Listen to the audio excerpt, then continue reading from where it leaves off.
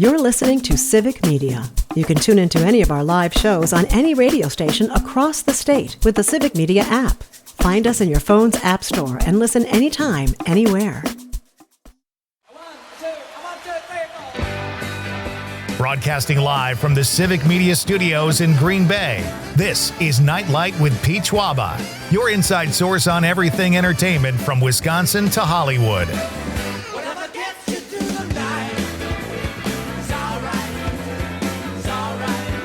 And now, a man barely 6 feet tall, but a mountain of muscle, Pete Schwaba. You know it. Welcome back to Nite Lite, folks. Hope you enjoyed intermission. We are kicking off Act 2 on this Tuesday night edition from beautiful downtown Green Bay tonight. We're talking with the Merry Maids of Green Bay. Lisa and Alex are here in the studio. We'll get back to them in just a minute with some cleaning tips, some back-to-school organization and cleaning tips. And it's been a fun talk so far. We'll continue that in just a minute. If you missed the first hour, our question of the night is, how often, in honor of the Merry Maids being here tonight, do you clean your bathroom? Very personal question, but we're not afraid to ask the tough questions here on Nite Lite.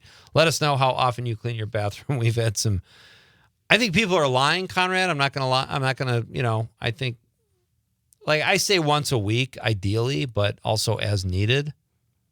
So, if I'm fasting, I don't go to the bathroom as much. So I don't have to clean every week, right? Well, I'm really opening up here. When you're asking about the bathroom in general, I every day am wiping and cleaning my counters in my mirror. Every day. You're such a show-off, Lisa. But no, I'm just saying you almost have to, kind of. Well, you don't have to. Well, those are the Merry Maids. Our question of the night, how often do you clean your bathroom? If you missed the first hour, we had a long discussion about a new show on Netflix called Are You My First?, where people are losing their V card. That stands for virginity, Conrad. I know how the kids talk these days. And it's basically 24 to 34-year-olds who just haven't had the opportunity to have sex yet, and they're going on TV now. They're rolling the dice and going on TV to see what happens. And one of our text lines, or one of our texters on the text line said, where was that, Conrad? Is the theme song for the show Foreigners Feels Like the First Time. So as someone who I've had sex 7 times in my life, and it's really great if I remember. Right. I really you have 9 enjoyed children, it. Right? I do have 9 children. 3 sets of twins. Right. So, you can weigh in on that. We've got some great text activity on that. We'll get back to the text line shortly. How often do you clean your bathroom? We talked about you getting a perm, Conrad, and me getting a body wave, because we had this haircut situation. Yeah. And I said, I'm at that awkward stage where I kind of need a haircut, but I'm not. It's got to get pretty shaggy for me to bite the bullet and go get my haircut. I think you could do the perm. Listen, perms are in right now. How about a mulleted perm? There you go. My wife would be like, lady killer, you know it. You think you're a virgin. Wait till you get that perm with the mullet. And it's go time, baby. That'll work. LFG. All right. And what else do we have here, Conrad? We've got Jim from Brookfield. We read that. I'm all over the place on my text tonight, and I'm getting kind of I need Dan Schaefer here to recombobulate me. Mark from Prairie du Sac says, just don't get a Bob Don Stark, that 70s show perm. Yeah, that's a terrible perm. Which one is that guy? That kind of he's stocky he's neighbor? He's the neighbor. I love that actor. John Murray says, we read that one, John. All right, I think we're caught up on text. Yeah. All right, let's get back into this, because this is serious stuff. You got to keep a clean house. You got to stay sanitary. And joining us here in the studio for another segment, we've got a few more minutes with our friends from Merry Maids Green Bay, Lisa Gutowski and Alex Vanovan. Alex is buying this franchise, not the franchise, but this store here in Green Bay from Lisa. Are you giving him a good deal? Do you need me to intervene, Alex? I can be kind of I'm a deal maker. The good deal was the last 12 years of all the learning. experience. Yes. That's such a great answer. Yes. Family, you can't beat it. All right, so we've established. And of course I am. Yeah, of course you are. And we've established that you went to Omaha to learn how to clean a house from the King Merry Maid himself, brought you to Omaha, trained you to clean his house, and you've sort of imparted that. how long does it take? Like, you bring someone in to clean a house, you send them out there. Is it like one of those things they get down pretty quickly, or is there a system? You said left to right or right to left. Is that a thing? Yes, top Okay. to bottom, left to right. Nice. So, and it's a week of training, possibly 2 weeks, depends on, the person.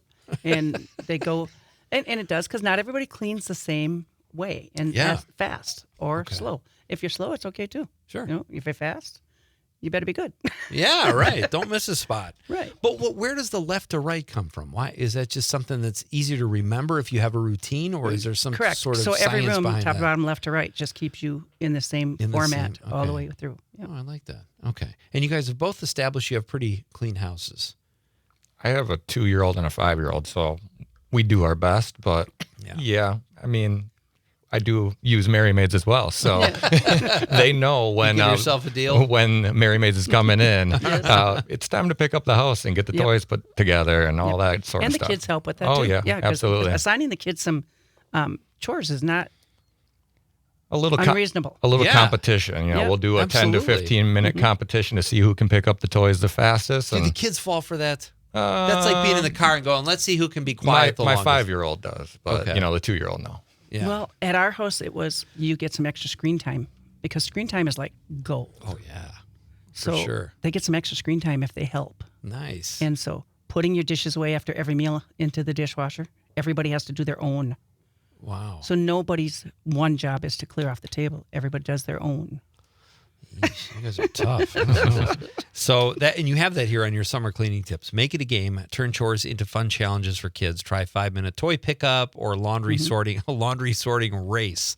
Man, I wish my kids were still young. I had no idea any of this existed. The reward idea, trade points, like you just said, for screen time. So let's get to the back to the school one. I think we did the drop zone. What's reset the homework station? Alex, you answered Reset the homework station would be, just making sure you have a safe, clean environment for the kids to have a homework station, but also have those bins set out, making sure they're all labeled with what goes where. And if you do that every day, then the kids are coming in understanding where to put their stuff, where to put their backpacks, put their shoes, put the pens, pencils, and any homework that they have. And you can designate that time every day to getting that stuff. routine. Exactly. It's Just Right. making And- that routine. And for the parents, if they do get the clothes ready the night before and get their lunches ready the night before, and you do all that stuff and have breakfast knowing what you're going to put out, all that saves the chaos in the morning Right. and check the backpacks the night before. Yeah, That's right. the big deal. Wow, I probably would have been a lot better parent if I had met you guys about 25 years ago. So the other one is rotate and refresh clothing. Now, honestly, I love that in theory, Right. but I'm also one of those people who's like, I've got 50 shirts, I wear 8 of them. I can't. That's pretty much all of us. And Yeah. I got to say, that's nothing Maids does. But But you're suggesting But it. it's stuff that you should do. Yeah. And the rule should be, So if you do one load of laundry every day and you keep up on that, you don't have a whole pile by the Yeah. weekend. So as long as those little organization things, those type of things for laundry, so then Maids can come in there and tackle all the big cleaning stuff. Right. So as long as you're getting that done, give us a call. Then we can come in and do your biweekly bathrooms and kitchen. And Yeah. you don't have to worry about that. You have your Saturday to spend your time with your kids. Because I've been there. Like, Yes. I save up laundry and I have to plan my whole day around it, basically, getting it done. Use a Sunday reset routine. What's that? a Sunday. Yeah, it says use a So Sunday reset. Sunday routine. is where you are now. Like I just said, you're going to do, let's set the week. What are we doing? Okay. Let's go get all your stuff for all your lunches. Right. What are you having? What are you having for breakfast? You do all that stuff and do it all on Sunday, so you don't have to worry about it all week. When you're all both working and out and about, and life is chaos. Right. Okay. Do it on Sunday when you're all home and talk about it with the kids so they all know too what the rules are, what you expect from them, what their job is. And they all like routine. Yes. You guys kind of both sound like my wife. She's a kindergarten teacher. And she Oh, kind of well, talks yeah, to so me she like knows, I'm in yeah. kindergarten. You know, we need a routine around here. I'm like, all right, as long as I don't have to do anything. What is clean high-touch areas regularly? I assume that means like the sink and stuff like that. You just like disinfect Everything that's it? at eye level. Okay. Let me ask you this, because we've gone back and forth on this. When I was growing up, my parents would just wipe the counter with like a wet cloth. But my wife is more of a spray, 409, whatever it is. Is there a danger, and maybe you don't know this, I don't mean to put you on the spot, but of using disinfectant or antibacterial cleaner too much? Where should people land there? Like, let's say you clean up the dishes, now you clean the counters. How would you go about that in your house? We have the little disinfectant cloths on the counter, and we take Like them a out and I wipe them Clorox all the wipe or time. Yeah, something like Clorox that. wipes all the Okay. time. And I can't answer to your question other than the fact that it's probably not great for what you're wiping on, the material you're wiping on all the time. Might Right. affect it, the Okay. alcohol in it. But I do it all the time, Yeah. every day, Okay. many times a day at home. Would you be willing to call my wife? No, that's probably not what you guys do. Tackle paper clutter early. Is that like mail and stuff? Mm-hmm. Yep. Again, that Sunday thing. Just get all that stuff done and out of the way. And Sunday's the day for walking around and just looking at your house. Right. I Yep. agree with you. And we just talked about this yesterday. I said I went through mail for the first time in like over 3 weeks because I pay everything online. It's all like ads, but every once in a while something's in there and Right. I have to spend an hour and a half going through mail, which sucks. Which I just found our renewal for our vehicle, Ooh, which was yes. 3 months ago. Yeah. You don't want to toss that in the recycling. Right. Because Keep, that's not automatic repay. correct. Yeah. Exactly. Keep a cleaning caddy handy. Is that like a little bucket with cleaning stuff? Yeah, exactly. So just like we have at Maids, each team has a tote filled with their multi-surface toilet, grease, glass, all that sort of stuff. So you have one at home too, and then keep it under the sink or wherever you want to keep that in your mudroom closet. And then when it's time to clean up after dinner, you got your little caddy and get to work. Love it. Are your cars clean? Well, mine is Yeah. Okay. spotless.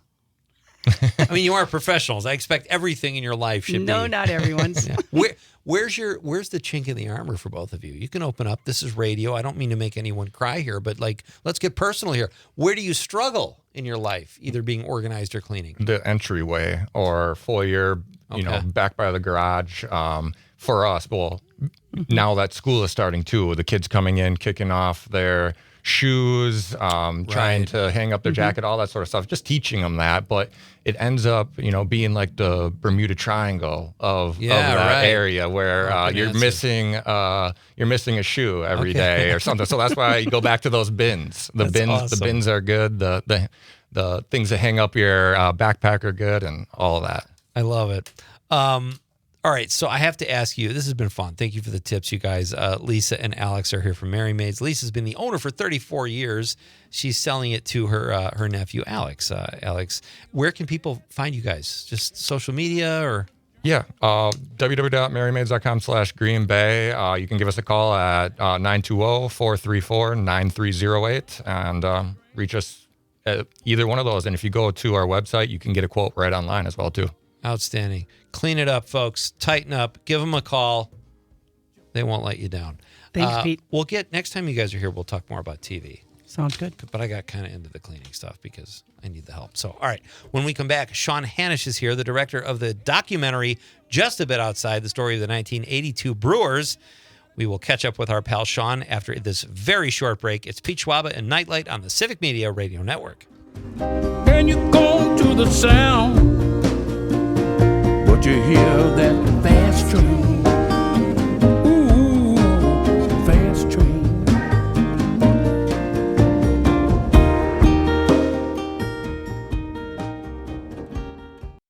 You're listening to Civic Media. Stay up to date on the latest news and information for your local community and Wisconsin by signing up for our free email newsletter. Visit civicmedia.us/email to get started.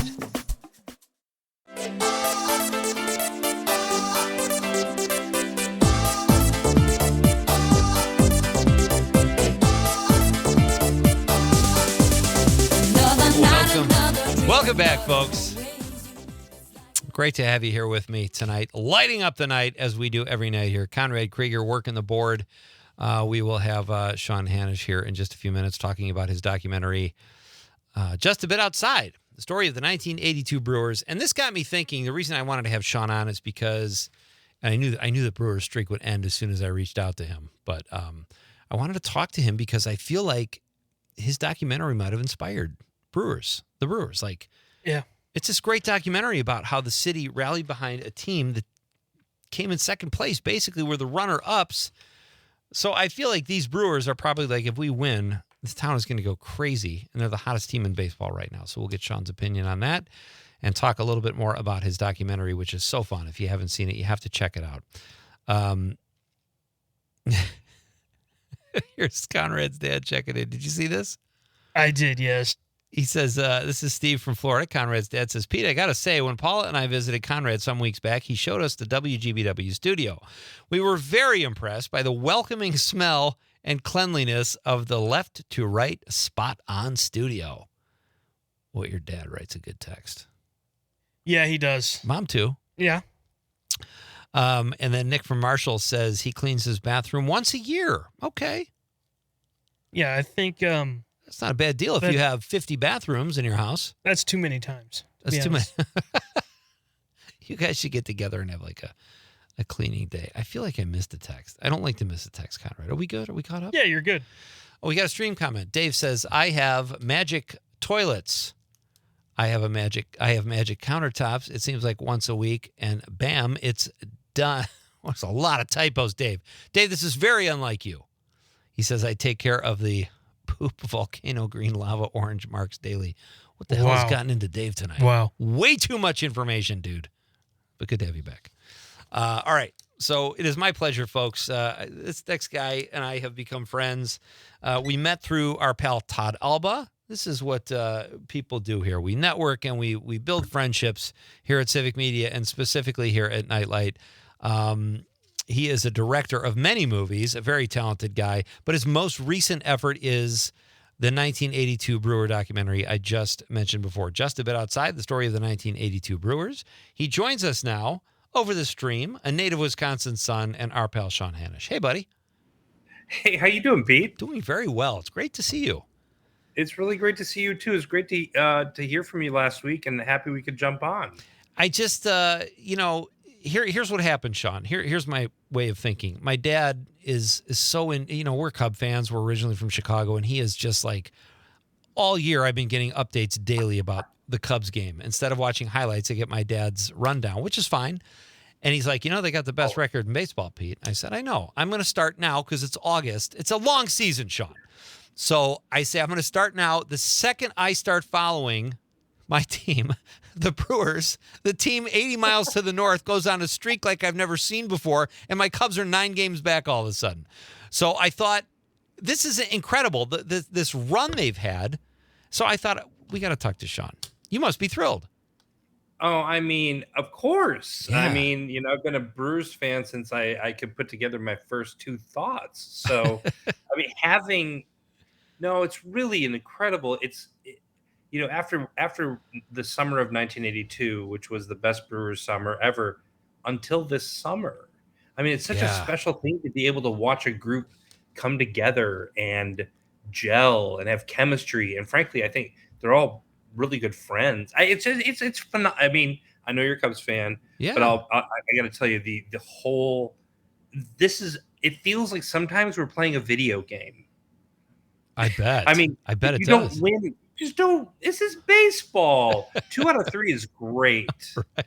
To have a winning streak of 11 and then a 14. Come on now. It's insanity. And I'll say this. Yeah, I'm a Cubs fan. I grew up 3 miles west of Wrigley Field the first part of my childhood, then came here. All my best friends are Brewer fans. And when I was a kid, even in Chicago, we would drive up because my parents met at Marquette. And my mom's family moved to Milwaukee when she was in college. They're all Brewer fans. We used to tailgate at County Stadium. So I always felt like they were my second team. So I would never, I'm not an adversary here. I think it's great for the people of Milwaukee and Wisconsin and Sean Hanish and Kelly Call.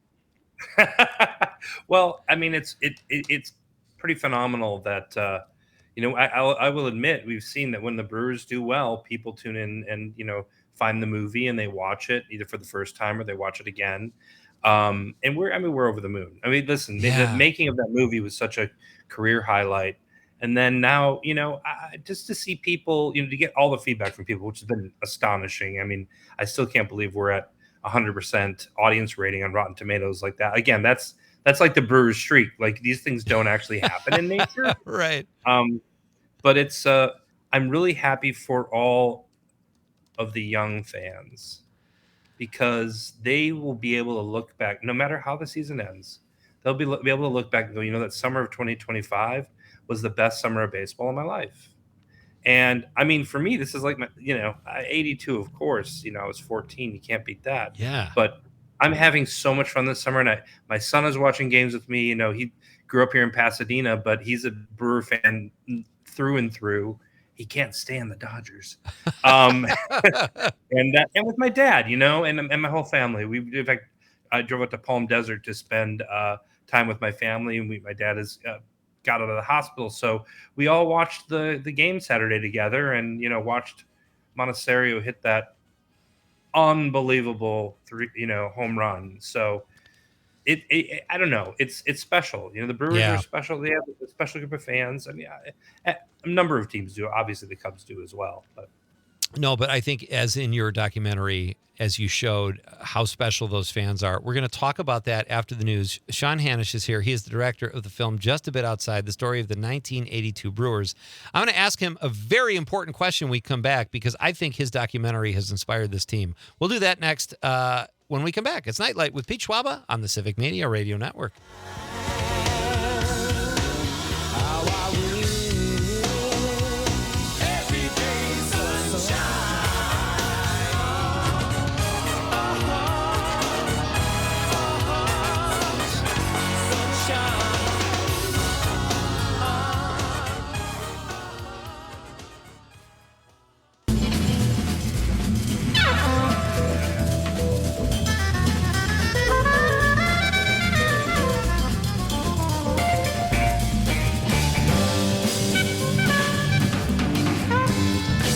Welcome back. We are jamming through a Tuesday night here, folks. It is great to have you with me. We talked to the Merry Maids, who spruced the place up a little bit in studio, and now helping us bring this thing home is our pal Sean Hanish, the director of Just a Bit Outside, the story of the 1982 Brewers. Check out his IMDb page, folks. He's made several movies, a very talented guy, and we are proud to call him a friend of Nite Lite here. He joins us from California. Sean, all right, I'm just going to lay it out there, and I know you have to – I don't want to put you on the spot and make you say – you're a very humble guy, but I feel like – and this got me thinking during this Brewers streak. I wonder, when this film came out last spring, it got a lot of eyes on it. You said you got 100% on Rotten Tomatoes. People love the film. Do you think it could have inspired this team?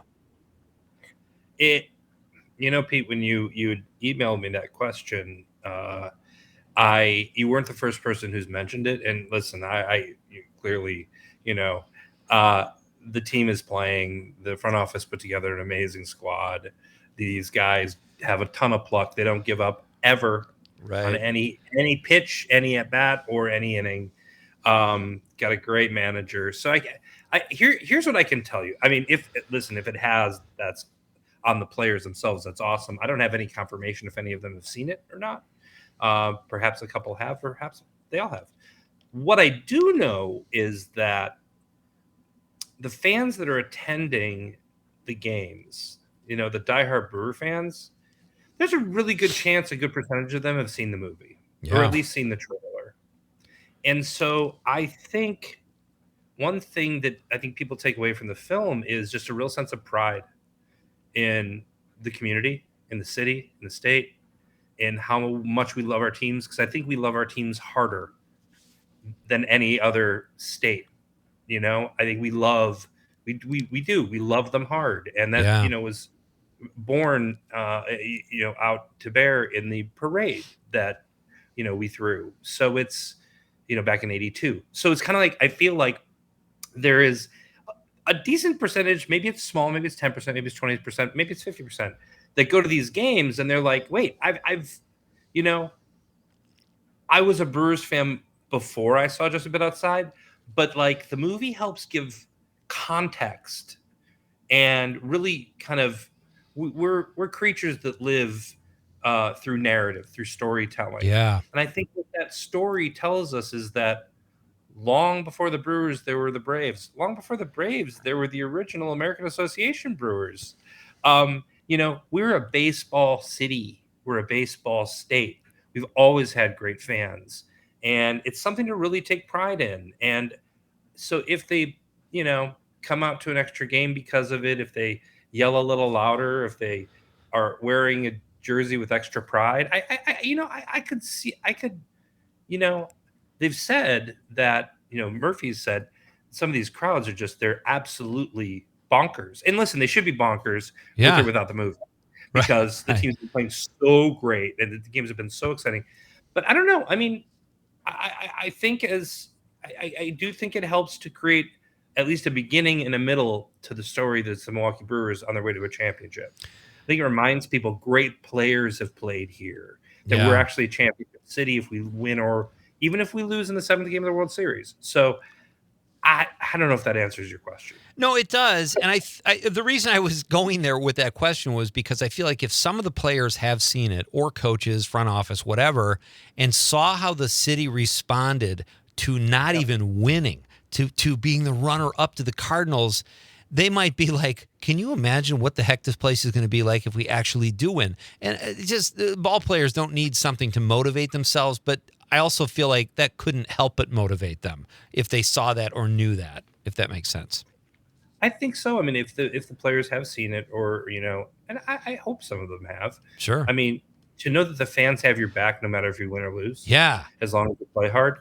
There's a sense of pride in the organization, and they've always had it. We're just putting up a mirror to it with the film. Right. But I think they, I'm proud to be a Brewer fan. I know, yes, we haven't won in so long and all that. But for the players specifically, I think there's one part of the movie I think that could cut really deep, and that's Robin's interview at the end. Oh man, yeah. It's really one of the most honest and beautiful, and I applaud Robin. I thank him. I'm incredibly grateful that he gave us what he gave us from his heart. And, but that regret that he still feels for not being able to win the World Series. And I think as we get down the stretch here, you're going to have guys like, Yelly and, Woodruff and all these guys. It's like, if we do get there, we're going to get, there's a good chance you only get one shot. You can never say, we'll be back next year. That's what that's what got us through losing in 82. Yeah. Because we're like, we've got this great group. We'll be back next year. We never made it back. So I don't know. It's, I'm really grateful that you asked the question, though, Pete. It's, well, if it has one iota, if it helps this team one iota, then I'm just happy we made the film. Well, I was talking about it earlier with Conrad, and I think what almost makes you probably maybe you don't want to hear this, but what makes your film even better is that they didn't win, and you got to showcase the people of Milwaukee and Wisconsin, and what great fans they are. But I love, you're right, that scene with Robin Yount at the end where he's talking about his friendship with Ozzie Smith. Ozzie Smith. Yeah. And Ozzie Smith's like, oh man, you got to get over that. And Robin Yount's like, that's easy for you to say. You won. Like, and it's so funny. What is Robin Yount like these days, Sean? He was such a young, he kind of had this big mop of blonde hair. I think the first time I saw your film, I missed his chyron, and I'm like, who is this dude? Like, he has dark hair now. He's rocking the ponytail. Is he just kind of a granola, or where does he live? What's his life like now? The dude still looks like Adonis. He stands up and you're like, you should just jump in the batter's box right now. He's like built like that, he's just an athlete's athlete. Wonderful guy, humble guy. Yeah. I'm excited. I'm actually going to see him Sunday because we Kelly and I put together the films for the Celebration of Life for Bob Uecker. Oh, you were telling me about that last time we spoke. Yeah. So for those of you who were able to make it out, we've got about 25 minutes of film on Bob Uecker's life told in his own words. But we'll be seeing Robin there, which will be great. No kidding. Ted Simmons is going to be there as well. And he's I think for the guys, there was a lot of healing around the movie, in that premiere, I remember walking down to answer a few questions, and I looked back and I could see all the guys because they were all sitting in the same row, and I looked at Ted Simmons had tears streaming down his eyes. Wow. And Paul Molitor was misty, and Pete Vukovich was gone, and it's just like they were all. There's some healing that happened though. Yeah. Like again, when you could put something into a story, into context, that's how we make meaning. Right. Yeah. Very well said. My guest is Sean Hanish. His film is Just a Bit Outside, the story of the 1982 Milwaukee Brewers. If you haven't seen it, you have an opportunity to check it out. It's on the Roku channel for free. But if you want to put a few bucks in Sean's pocket, you can check it out at Apple TV or I think it's Prime, Sean? It's Prime and Apple TV. Okay. It's Roku. It's also going to jump out here on Tubi in the coming week or two.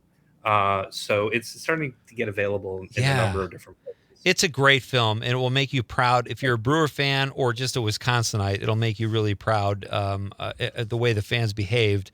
And it was such a fun team. I don't know if you saw this, Sean, today. Today is when I read about it. Pat Murphy almost followed Craig Counsell to Chicago. I didn't read that. I didn't know that. I just read it today, and Conrad and I were talking about that. Like, how many wins is Pat Murphy? He's such a fun guy, but how many wins is he alone responsible for? His managerial practices, like 20, 10, 50? I don't know. If you ask people that are in I have a friend who's in the quant world in baseball, the people that do all the statistics. Yeah. They would say a manager does nothing. Come on. I don't believe that at all. I disagree with that. Yeah. I disagree with that wholeheartedly. I think a manager can be responsible truly responsible for anywhere from 5 to 10 wins. Here's what they can be responsible for, though, is a lot of losses. Yeah. Oh, great point. Yeah. That's and he, it's knowing he's such I'm so happy he stayed because he's, having come from the college ranks, he really knows how to work with young players, and boy, do we have a lot of young players. Yeah. And get the best out of them and really create a team framework.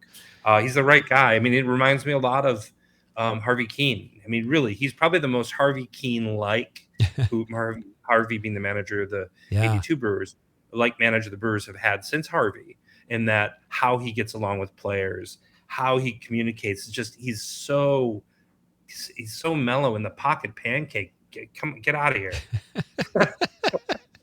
That leads me to my next question. You just drew a parallel between managers. Other than that, do you see any parallels between this Brewer team and the 82 Brewers team? I do. I think the biggest thing is chemistry. And I what I think also is this team knows what it is. It knows what it does well, and it knows what it doesn't do that well, and it stays away from those things. Same thing with 82. I think if a team knows it knows itself and plays within that like this team, okay, we know what they are, right? They're fast, they play great defense, and we have really good pitching. Yeah. We also don't swing we rarely swing at pitches that are outside the strike zone, and that's incredibly underrated statistic, but one the Brewers excel. I think we're number 2 in the league in that. But the 82 Brewers, you look at them, and obviously their hallmark was wall banging. Harvey's wall bangers. Just busted the ball out of the park all the time, and but they knew who they were too. So it's I do think there are parallels, and again, you don't go on streaks like that without having a hell of a lot of team chemistry. Right. No, they're a fun bunch. They seem like they really like each other. Do you, I just want to ask you this as a fan, and being a Cub fan, it's different because that's a huge market. There's another baseball team there.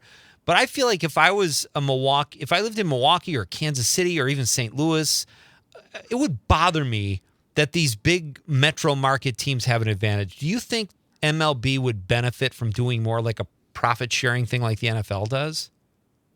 Yeah, of course.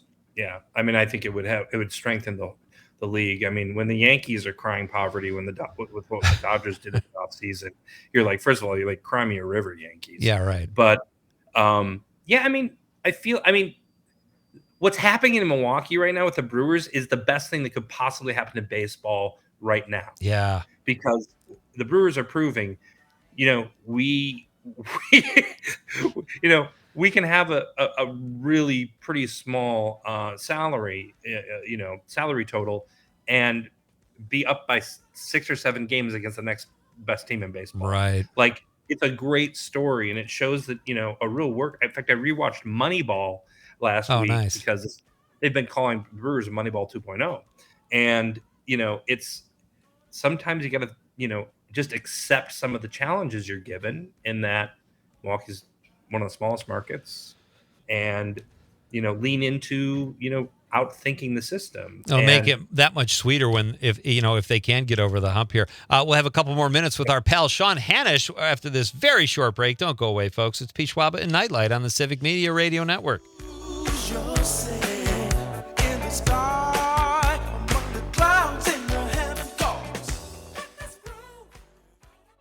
You're listening to Civic Media. Find the latest news, information, and archives of all your favorite shows on the Civic Media website, civicmedia.us.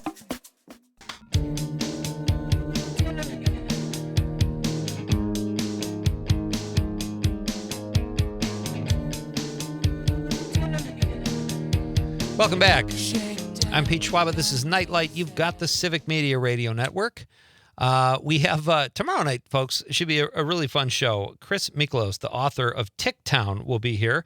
And then joining me here in the studio after Chris is WGBW new on-air host Laura McKenna. She's kind of been a staple here in Northeast Wisconsin. Did you know that, Conrad? Oh, yeah. Yeah. So it'll be fun. We'll get to know Laura a little bit here on the air. She's coming in. Place looks great after the Merry Maids. And we've got a couple texts here we'll bang out before we get back to our guest, Sean Hanish. Steady Eddie says, Pete, there ain't no doubt Steady Eddie is a lean, mean cleaning machine. Steadfast Edward ain't got no time for clutter, dirt, grease, or grime. Steady Eddie. P.S. I used to have a cleaning caddy, but he quit and now works for Tiger Woods.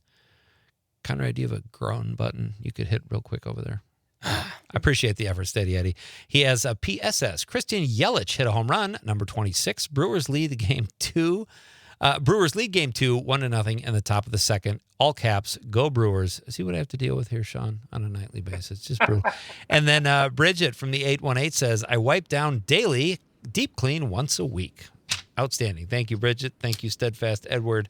Back to our guest, Sean Hanish. He is the director of Just a Bit Outside, the story of the 1982 Milwaukee Brewers. You can stream it on Roku, Prime, or Apple TV, soon to be available on Tubi. It's a great film, and you definitely have to check it out. And what better year to watch the film than when the Brewers are on such a hot streak this season right now. Sean, I had so much fun hanging out with you and the producer of the film, Kelly Call.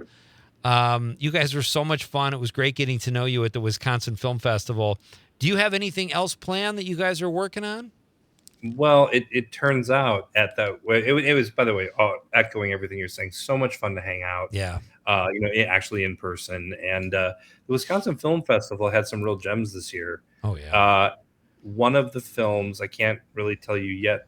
It looks like we are picking up one of the films that was there for distribution and are working on getting it into theaters in the fall. Really? And yeah. And again, I can't really say much more because okay. You'll be the first to know. Yeah, please. Listen, I want to have Kelly on anyway, so let's line it. Are you guys working like as sales reps, sort of, or? On this one, this is just on this next film, Cannonball, which is my company, is working as a distributor, actually. Nice. And Kelly comes on to whatever projects he wants to, whenever he wants to. Yeah. Having been the former president of CBS, he has that, that kind of golden ticket. That's excellent. Yeah. So we're excited, and happy to share more. I'll tell you more about it next time. All right, very cool. I saw a film there. If you guys, and I'm just throwing you, I'm not asking for a taste or anything if you like the film, but it was called Threesome, and I saw it on the first or second night, packed house at the Barrymore.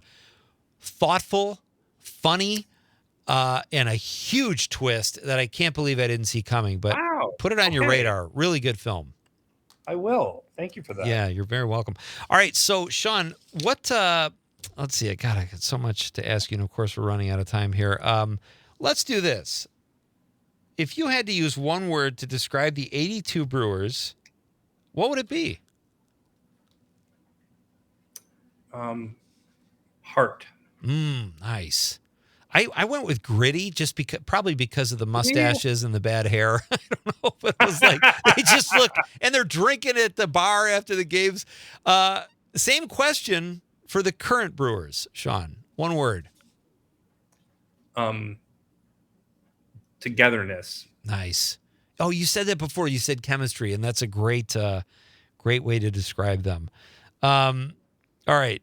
The Brewers' ability. Sorry, I didn't mean to give you a quiz, but I just thought this would be fun. I don't mind. We can do it all day. The Brewers' ability to win the World Series this year will hinge on blank. Starting pitching. Nice. Very well done. Man, you're a baseball guy. I could tell. All right. So before we let you go, any new movies in the works, Sean? You're an accomplished director long before you did Just a Bit Outside. What are you working on? Oh man, honestly, I'm currently writing with my producing and writing partner, Paul. We're working on an indie script that we've been commissioned to write that I'd be directing and producing next year. I can, tell you a little bit more about that as that kind of comes into fruition. Right now, that's a little bit like, NDA land. We've got we've got this wonderful series that's about Vince Lombardi and Tom Landry in there. We've written the pilot for it. It's about their time with the New York Giants in the 50s and then going on to Green Bay and Dallas in the 60s. I think that's a really neat project. I've got a Western going on. I've got a war film going on. It's a lot of stuff, but it's all, hopefully it all like has that they all have a heart and a really good journey for the characters involved. That's kind of what we look for. And but, some of these things they can you can be in development for a decade. I know exactly what you're talking about. That's but you're an incredibly talented guy. Can't wait to see what you do next. And please, thank you I'll have Kelly on next, and we'll. Awesome. He's been bad mouthing you for like 3 months now. I don't know if that's my place to say, but just to watch that guy, will you? He can do that because we're cousins. So, we found out on 23andMe. Oh my God, I love that. Yeah, we were friends for 35 years. We found out, a couple of years ago, we're actually related. That is nuts. Oh, I love that story. It was crazy. And his wife said, well, of course you are. Sean, thank you so much. We'll do it again soon. Keep us posted on everything, and keep up the great work, buddy. Great to talk to you. Thanks so much. Thanks so much, Pete. It's great seeing you again. You too. See you soon. That's Sean Hanish. Check out Just a Bit Outside, the story of the 1982 Milwaukee Brewers. Great film. And check out Sean's other work on IMDb. He's got a lot of great titles. John Murray, getting a text in the last minute. We'll do our best here, John. Peter, movie alert. Harold and Maude, I think he means, is one of the most fulfilling movies I've ever seen. Really gets you thinking about your own humanity and what your role should be in society. Thought-provoking about relationships and what really matters in life. Great flick for everyone. Thank you, John, for the referral. Appreciate it. That's what we do here at Nite Lite, folks.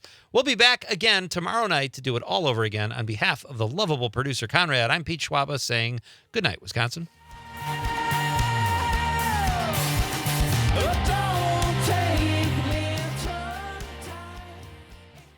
The national news cycle never stops, but it can be hard to find news about your local community. Civic Media is dedicated to providing quality local and state news coverage across Wisconsin. With the Civic Media app, you can get notifications about local stories that matter to you and your community. Find the free Civic Media app in your phone's app store and choose notifications from the menu to tell us what kind of news you want to hear about.